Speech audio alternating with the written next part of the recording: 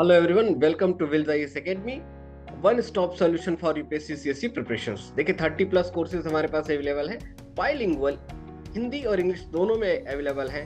और आपको subject courses भी मिलेंगे, सीसेट भी मिलेगा, ऑप्शनल भी मिलेगा और जीएस के भी कोर्सेज आपको मिलेंगे। डेली लाइव क्लासेस आपको मिलेंगी, मॉक टेस्ट मिलेगा, प्रैक्टिस क्वेश्चंस मिलेंगे, स्टडी नोट्स मिलेंगे, मंथली मैगजीन मिलेगी।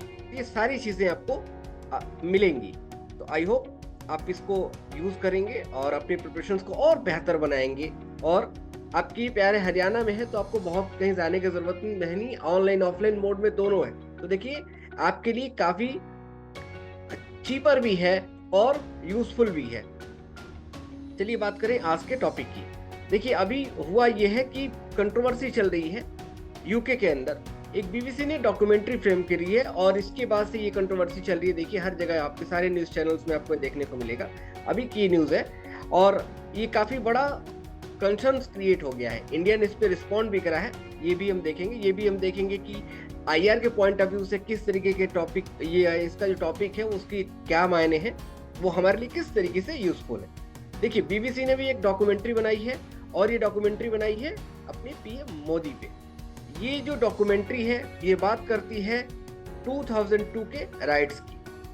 अब सवाल ये है कि बीबीसी ने इसको लेके इसके ऊपर डॉक्यूमेंट्री क्यों बनाई। ये जो डॉक्यूमेंट्री है, ये जो सीरीज है 2 पार्ट्स में डिवाइड है, इंडिया द मोदी क्वेश्चंस, ठीक है, 2002 के ऊपर भी बनाई गई है। और जो बीबीसी है वो बेसिकली गवर्नमेंट फंडेड चैनल है। मींस वो इंडिया के जैसे नॉर्मल जो हमारे चैनल दिखते हैं, आज तक या सारे जो मैं किसी का नाम नहीं ले रहा, मैं आपको एग्जांपल्स बता रहा हूँ कि उस तरीके के प्राइवेट चैनल्स नहीं है, ये आपका गवर्नमेंट फंडेड चैनल है। और अब ये जो कंट्रोवर्सी है इतनी ज्यादा बढ़ गई है कि इंडिया ने भी इसको लेकर रिप्लाई करा है। आगे के पार्ट में हम ये देखेंगे कि क्या इंडिया को इसको रिप्लाई करना चाहिए, नहीं करना चाहिए।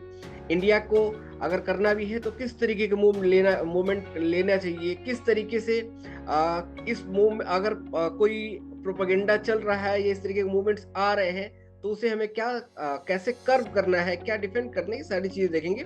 मेनली हम ये देखेंगे कि यूपीएससी के पॉइंट ऑफ व्यू से जो आईआर की जो बातें हैं वो कैसे इसमें इम्प्लीमेंट होती हैं। और अगर आपसे क्वेश्चन पूछा जाए या इस तरीके से रिलेटेड कोई भी चीज आए तो आप उसमें से क्या कंक्रीट प्रूफ निकाल के दे पाएंगे। देखिए जो डॉक्यूमेंट्री है इसमें जो फॉर्मर यूके उस समय के जो फॉरेन सेक्रेटरी जैक स्ट्रॉ थे उनसे पूछा गया, उनके इंटरव्यू को मेनली ये लोग फोकस कर रहे हैं। और उसमें उन्होंने कहा था कि हमने जब 2002 का जो राइट्स हुआ था उस समय हमने एक इन्वेस्टिगेशन करी थी और उस इन्वेस्टिगेशन से रिलेटेड ही बातें हैं इसमें। अब इंडिया के लोगों ने इसको रिप्लाई करना शुरू करा, ट्विटर पे काफी ज्यादा ट्रेंडिंग है इस समय। और इससे पहले अगर आप देखें लोगों ने बोला है कि क्या, तो अगर ऐसी बात है तो आप चर्चिल पे बातें करो, आपने चर्चिल को पे तो बात ही नहीं करी। अगर आप देखें तो इसके पहले जो हमारे शशि थरूर साहब थे वो उन्होंने भी बोल रखा है कि अगर चर्चिल को देखेंगे तो दुनिया के जो बस जो जेनोसाइड रहे उस तरीके के जो जेनोसाइड चर्चिल ने कराए हुए हैं। और कॉलोनियल माइंडसेट का एक बहुत बड़ा एग्जांपल चर्चिल को देखने को मिलता है। तो वो हिटलर या किसी और भी जो डिक्टेटर है उससे कम नहीं है। लेकिन यूके प्रमोट करता है। अभी यूक्रेन के जो जेलेंस्की हैं वो गए हुए थे तो उनको वहाँ चर्चिल अवार्ड दिया गया। तो ये सारी चीजें चर्चिल को लेकर वो प्रमोट करते हैं। और एक तरीके से ड्यूल कैरेक्टर आपको यहाँ देखने को ज्यादा मिलेगा कि किस तरीके से एक माइंडसेट को ये शो करता है। इसी बात को लेके जो इंडिया के फॉरेन स्पोक्स पर्सन है उन्होंने इस बात को रिप्लाई कर, अरिंदम बागची का रिप्लाई है। उन्होंने कहा है कि ये जो डॉक्यूमेंट्री ये पूरी तरीके से बायस्ड है, इसके अंदर कोई ऑब्जेक्टिविटी नहीं है कोई, और ये शो करता है कि कहीं ना कहीं आप कॉलोनियल माइंडसेट के अकॉर्डिंग जी रहे हैं। मीन्स आज अभी आप ये सोच रहे हैं कि अच्छा तो ये हमारे अंडर का इंडिया, तो उसमें ऐसा नहीं, ऐसा होना चाहिए। तो इस तरीके की जो चीजें निकल के आ रही है वो ये बात हो रही है। अब सवाल ये उठता है कि बीबीसी इस तरीके के जो नैरेटिव है वो क्यों पुश करता है, ठीक है। और अभी इसके पहले भी मैं आपको बताऊंगा कश्मीर का कंट्रोवर्सी रहा 2017 में, किस तरीके से बैन किया गया, वो सारी बातें बाद में करेंगे। लेकिन अभी बात करते हैं कि जो नैरेटिव्स है वो बीबीसी के द्वारा क्यों कराए जाते हैं। इंडिया में 2024 का इलेक्शन है, ठीक है, पीएम का इलेक्शन है और 23 चल रहा है। तो इस तरीके की चीजों को करने का क्या फायदा। देखिए एक मेन बात है कि बीबीसी बहुत हायर तरीके से लॉस में है, तो वो कोई ऐसी एक सबसे बेहतर तरीका है कि इंडिया के ऊपर कोई ऐसा क्वेश्चन मार्क कर दीजिए, दुनिया आपको देखना शुरू करेगी, दुनिया आपको फॉलो करेगी, तो वो कंट्रोवर्सी क्रिएट की गई। और कहीं ना कहीं सेकंड ये भी माइंडसेट है कि ये कॉलोनियल माइंडसेट या सुपरमेसी वाला जो कॉन्सेप्ट है वो भी यहाँ देखने को मिलता है कि व्हाइट वर्डन थ्योरी का जो कॉन्सेप्ट है वो या ये कॉन्सेप्ट है कि हम दुनिया को ये बताएंगे कि किस तरीके से सोचना चाहिए, किस तरीके से नहीं सोचना चाहिए, ये सारी चीजें यहाँ देखने को मिलती है। देखिए, बीबीसी से इंडिया का जो रिश्ता है वो बहुत अच्छा नहीं रहा, खासतौर से जो लास्ट डिकेड रहा। 2017 में इसे बैन कर दिया गया था, क्योंकि जो काजीरंगा जो नेशनल पार्क है वहाँ जो कोचिंग थी उसको इन लोगों ने एक डॉक्यूमेंट्री बनाई थी और उसको लेके इंडिया ने सारे नेशनल पार्क और सेंचुरीज के अंदर इनको बैन कर दिया था।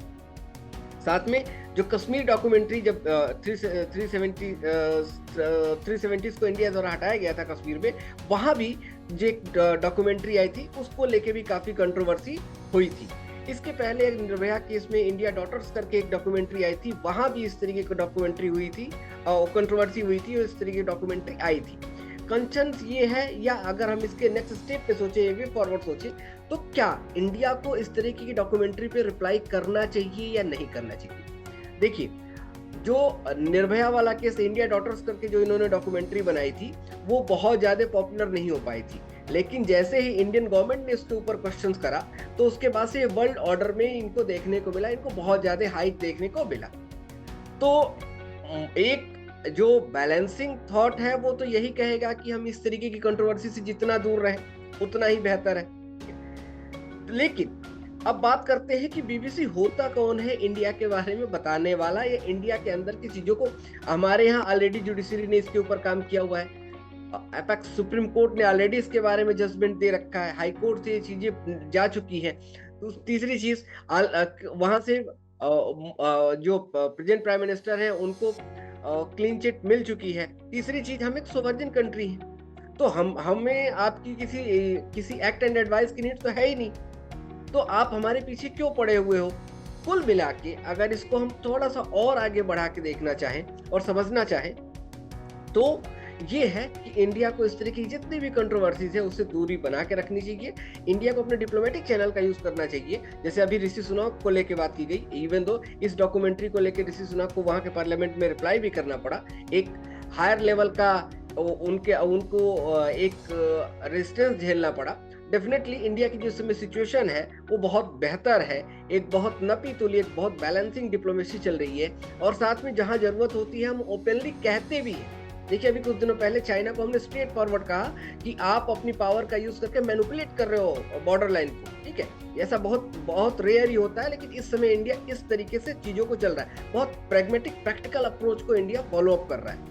तो इसके लिए diplomatic channel the best one ये तरीका हो सकता है, और कहीं कभी भी किस तरीके की कंट्रोवर्सी पड़े तो हमें उसमें में नहीं पड़ना है, ये तरीका हमको रखना है। कहीं जरूरत पड़े तो हमें बहुत ओपन तरीके से, बहुत लाउड तरीके से इस बात को उठाना है। ये सारी चीजें हम इसके साथ ऐड ऑन कर सकते हैं, सोच सकते हैं, और यही आपका रिप्लाई भी होगा। कभी आपसे इस तरीके की चीजें पूछी जाए कि आप कौन होते हैं हमारे ऊपर कोई क्वेश्चन मार्क करने वाले, और अगर आप ऐसी बातें करेंगे तो आपके हाथ भी जो है वो खून से रंगे हुए हैं। आप अपने लीडर्स को लेके देख लीजिए, फिर आप हमसे बात करिएगा, आपको उनके ऊपर मूवीज बनानी चाहिए, उनके ऊपर वेब सीरीज बनानी चाहिए।